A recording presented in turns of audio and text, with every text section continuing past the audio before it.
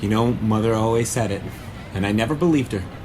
She said one day, you will make it to Broadway. And we did it. We just had to sit in Spirit Airlines. Hello, boys. Good evening. Do you know where I can get some of that red stuff? Red stuff. Red stuff.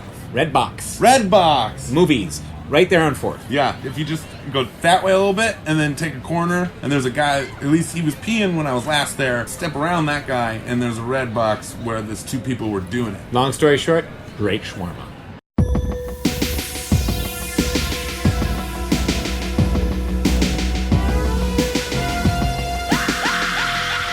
Hey guys, welcome to Bloodstreams, the show where we dissect horror movies that you can stream right now. On today's episode, we're going to be talking about the independent horror film, The Transfiguration, currently streaming on Shudder. And another thing, we have a special guest today, the very talented Richard Trejo.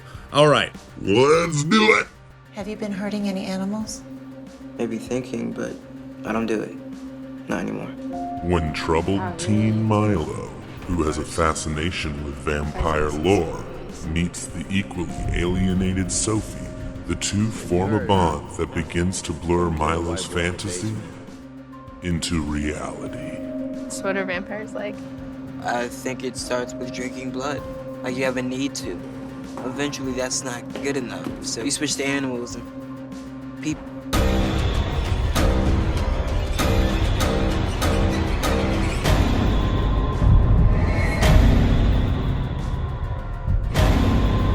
Alright, that was The Transfiguration. Holy crap. That was it was brutal to say the least. Well, you know what? Before we get into the film, I'd like to introduce our friend Richard Trejo over here. Brilliant filmmaker, What's up? talented artist. And you may recognize him. He is part of our ghost hunting team. So if you've seen Winchester, the Winchester Mansion Mystery House. Yeah, we'll put Ghost the link. The Investigation. link will be somewhere on the top of Could this. be up here, could be down there. I don't know. We haven't figured it out yet. This coffee's delicious.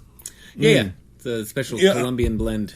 A lot of people died for this coffee. Oh yeah, I could taste it. Yeah, you taste it. It's that coppery thing. That's blood. It's like taste blood the diamonds, blood. but Blood. beans. And speaking of blood, we just watched Transfiguration. Not a stereotypical vampire movie Not at all. at all. Not in the least. No. And I freaking loved it. Yeah. I'm gonna spoil this review right now and just You get went straight to straight the to end. that. I Yeah. loved this movie. Yeah, I gotta Tarantino'd it. say, I didn't know what to expect with this movie, and I feel like a lot of vampire movies, I mean, with the exception of a few, I mean, we've seen vampires so many times now. Like, it's Yeah, really yeah. hard to make it original. It's really hard to make it scary.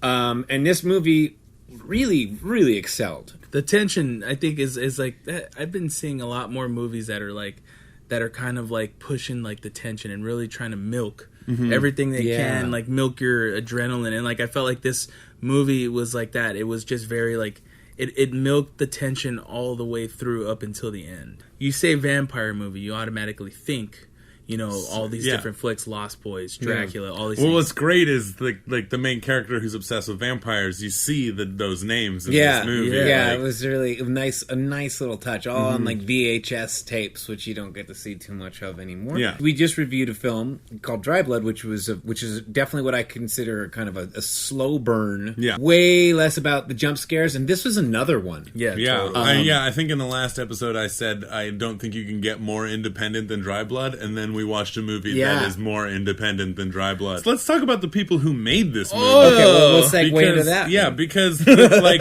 this means do nothing that. if they're just nameless people. The film was written and directed by Michael O'Shea. Someone I think we really need to be looking out for. Everyone needs to keep their eyes out for Michael O'Shea. What This has Michael guy- O'Shea done? Nothing. This is it. This is it. He This did is the his dream project. But was like this all is movie. short. filmmakers, And then this. yeah, it was Yeah. a short, That was a it, proof but of this is concept it. for this. But like all filmmakers, they all had lives before. Yeah, I think he was a filmmaking. cab driver for 10 years, Yeah. and he just did odd jobs. He was a doorman at He one fixed point. computers. Yeah, he was a IT guy, and then he's like, I need to make this movie. I looked him up on IMDb, and he's got some legit representation now. It's probably from this film. movie. And I really want to keep an eye out for this guy because I really loved his vision. his method of telling the story. The pacing was slow, but it didn't matter. No. Because the characters were so damn interesting. And simple. Like, there were so many scenes that consisted of like one sentence lines of dialogue, which oftentimes can be terrible. But this time it was like, oh, it's all you needed. All the information is being kind of drip fed to you, and you as the audience are in my opinion, it was very palatable. I mean, you could really get that information and put two and two together. Going back to like what you said about the dialogue, like the first 5 minutes of the movie, there is no nothing. talking. No, there wasn't. It's just all sounds, and it's scary. And there's It's very messed up. unsettling sound in Yeah. the very beginning. I think one of the rock stars in this movie that it's an unsung hero is Susan Lieber, who produced this film. I can't imagine how stressful it was shooting this movie. Oh my god. For a producer? Yeah, for a producer, absolutely. Completely guerrilla, small crew, no permits. They just had the actors go out on the streets, they would hide the camera, and they would shoot. They were saying in the article I read, it was on the No Film School website. One of the things when they were interviewing was he said like sometimes they put the camera in a security bag. Okay. Or they Maybe have it it was like that, hidden. yeah. So Right. like there were moments where they were just totally. Yeah, so guerrilla. let's segue that into Yeah. the cinematographer, Sung Rae Cho.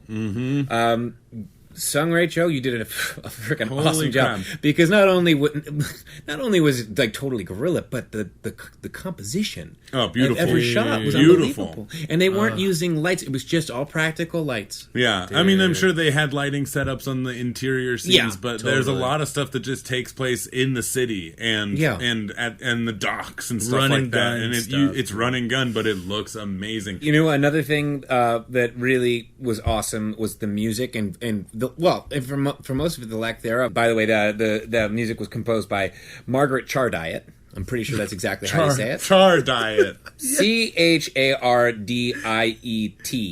What else could that be? Phonetically, it makes sense. Phonetically, it makes sense. So much of this movie has to do with the very subtle atmospheric music that is being played.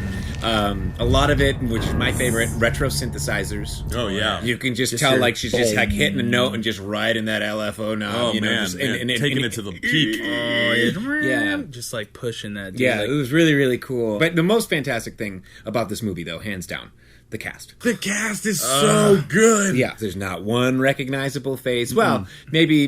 What's Well, his name? post recognizable. Like Post-recognizable, I've seen yeah. them in things Yeah. since this movie, but Right. at the Maybe- time this maybe it was came out. before. Well, I know one of the actors, Chloe Levine, who plays Sophie. She's in The Ranger, which is on Shudder right now. Right.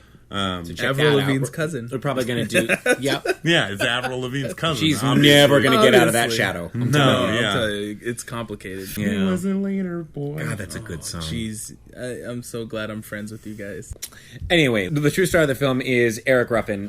He plays the title character, not the title character of this movie, but of the short film, the proof Milo. of concept. Yeah. His name's Milo. He's done little bits here and there on television, like The Good Wife, a couple episodes, 30 Rock, a couple episodes. Lots of like day playing stuff. You mentioned Chloe Levine in Ranger OA. She's just fantastic. The two of these, The chemistry these kids have with each other. These kids carry the movie, but for the most part, it is all on the shoulders of Eric Ruffin, aka Milo. It's Ruffin. It's Milo's flick. Yeah, he's Just a and he genius. goes for it. Like he's so good. It's one of those movies when you watch it, you fall in love with the character that is in real life. People are scarred and people are kind of sometimes bad people. But you end up like falling in love with the qualities because at his heart, at his core, he's just a messed up individual. he resembles a good person.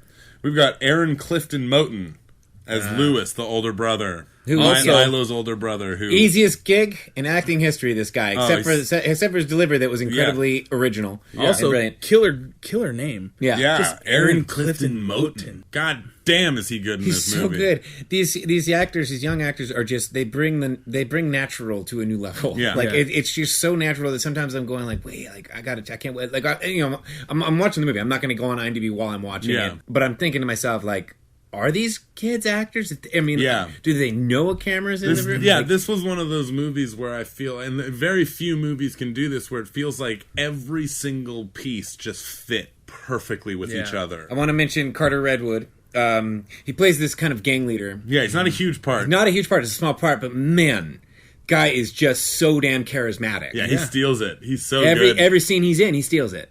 You got to look out for these actors. And look out for Michael O'Shea and Sung Rae Cho and Margaret. I think Diet. I think this. I think this is one of those movies that I hope we'll look back and go like, oh man, like this is where they all came from. That's crazy. Yeah, it's like looking back on Evil Dead now. You're Right, like, wow, or like- all these talented people. Right, or were even part like of this Taxi movie. Driver Yeah, or something Taxi like that. Driver, You know, yeah. This is very much Yeah. like Did this not remind You you know a what? lot This of is the Taxi Taxi Driver? Driver of vampire movies. Okay, so this movie, for me, like, it was definitely not what I wanted to be seeing. When we clicked on Shudder, I was wanting something different. But man, like, am I glad I just sat with it. There are some nice deaths peppered throughout the film. Some really messed up deaths, too. And, oh my gosh. And usually I don't like this. In fact, we what's that? I just said gosh.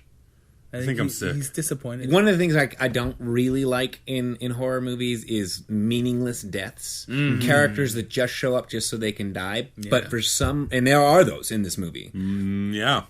Without spoiling too much. Well, honestly, there were and there weren't. Those deaths are a very important part of one of the characters of this movie. It's very true. So, very true. like, there is a meeting. Like when we reviewed Boar. Have you seen Boar? Nope. I have not seen. You should check it out. It sounds cool. But there's fun. a It's lot not of very good, there's a but it's lot fun. of fodder in it, and there's a lot of fodder in this movie. But I think where Boar messes up and where this movie excels is the fodder has a real purpose. It does. It has a purpose to the core of the story. Yeah. The proof is in the fodder. That's what I say. The proof is The in the proof fodder. is in the The proof fodder. is in the fodder. Guess first, Richard Trejo. What do you think of this movie? What would you give it out of 10 stumps? Stumps? That's Yeah, the bloody rating. stumps. Bloody I like it. stumps. Bloody stumps. I give this movie 9 bloody stumps. I know, it's hard because I want to give this movie a 10. Like a solid 10 because it is very deserving of it. I think where it kind of like let me go at times was just like, difficulty seeing our lead characters in certain times where it was like, moments where you were attaching to them. And I'm talking about Sophie and Eric Ruffin. Like there were certain moments where it was like, but I do feel it's hard though because I do feel like those moments also were added to like the way they shot it, the style. Like I said, that's just a technical. If the artist in me would give it a solid 10. Sam, what do you think? Man, it's really hard for me to not want to give it a 10. I agree with Richard, I think, and this sucks to mark it down for budgetary But constraints. it's like maybe technical, like on a technical level, that's like what made me want to give it. Now, as a filmmaker, it's a solid 10. Yeah, man, It's a that's solid fucking kind of 10. what I feel like too. Like on a filmmaking level, I just have so much appreciation for what they did, and it's not just on how they shot it, but literally on the page. It's just a damn good script with really well thought out characters. There's so much going for this movie, but there were a couple times where you could tell by budgetary constraints it was a little bit strangled. I think I'm gonna have to go with Richard on this. I mean, I'm gonna give it a 9. Which is still solid. And I'm gonna like lose sleep over it tonight because I really did love this movie so much. So I'm probably gonna give it 9 bloody stumps, which is the highest score I've ever given. I mean, I really do recommend this movie. I think everyone should go see it. I feel like there's not enough conflict on this show because I feel the same way. It's like, You know what? I give it a 5. Just Why? because you guys like Just it. Just because you guys like it, I'm giving it a 3. No, you guys are a bunch of sissies. I can't give a 10 because as both of them said, technically there's a couple issues, but the artist and filmmaker and all of us like wishes we could make a movie this good. Yeah. So it's gonna be a 9. I'm gonna give it a 9.5. Whoa! I'm going to bring it up to Bump 0.5. it up. 9.5. One thing that was amazing, and you touched on it earlier, is that Michael O'Shea wrote a vampire movie that I've never seen anything like it before. Yep. It's a first. It's It a really first. is It's the first of its kind for It's sure. the first of its kind. I think if you've seen Transfiguration and know of any movies that maybe inspired this kind of movie, Well, it let does- us know in the comments because I've never seen a vampire movie done like this. I mean, the on the nose inspiration I think would be Let the Right One In. You go into this movie thinking it's going to be like that, but from shot one, you realize, okay, this movie is not anything like Let the Right One In. Right. And I just it's so original and so well done. It's unsettling from frame one. I think that is it for the spoiler-free episode, guys. Sam, you know the rules. You know the rules. Yeah, it's this thing we do. It's really stupid, but we like it. I mean, I'm excited.